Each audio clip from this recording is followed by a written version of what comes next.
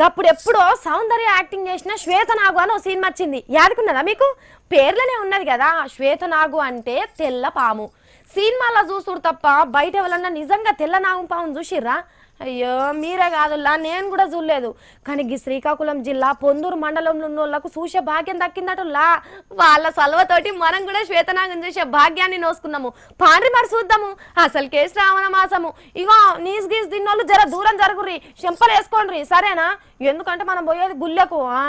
అగో చూస్తున్నారా, తెల్లగా పున్నము నాటి సందమామలు ఎట్లా మెరిసిపోతున్నదో పడిగిప్పి. ఆనందాశ్రమంలో ఉన్న రామలింగేశ్వర స్వామి లింగం చుట్టుకొని పడిగిప్పి భగవంతుని ప్రసన్నం చేసుకుంటున్నట్టున్నది. ఓ పంతులు జర దూరం ఉండు. అరే పడగ అటు ఇటు ఉప్తలేదంటే ధ్యాన ముద్రలకు పోయిందా ఎట్లా? ఓ పంతులు ఏడికి పోతున్నావు? ఉన్న కాడు ఉండబుద్ధి అయితలేదా? రాక వచ్చిన అపురూప భక్తురాల్ని మనశ్శాంతిగా దేవుని కొలుసుకొనియరా? లొల్లి పెట్టకుండా వెనకకి జరిగి చూడుర్రి.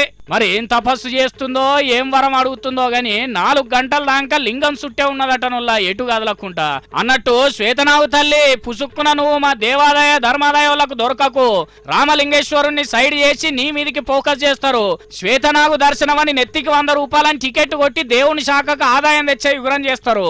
అయినా నీ రాకకేదో బలమైన కారణం ఉండే ఉంటది. వచ్చిన కార్యం అయ్యే ఉంటది కాబట్టి ఎట్లొచ్చినావు అట్లనే పోతల్లి. పాడు మనుషులకు దొరికితే ఏం పాపం చేసేది తెలియదు. మరి లోకమే అట్లా తయారైంది గాని ఈ ముచ్చట తెలిసి చుట్టుముట్టున్న ఊళ్ళకెళ్ళి మస్తు మంది పబ్లిక్ వచ్చిపోతున్నారట. మరి శ్వేతనాగు ఎప్పటికి కనిపిస్తుందా కదా?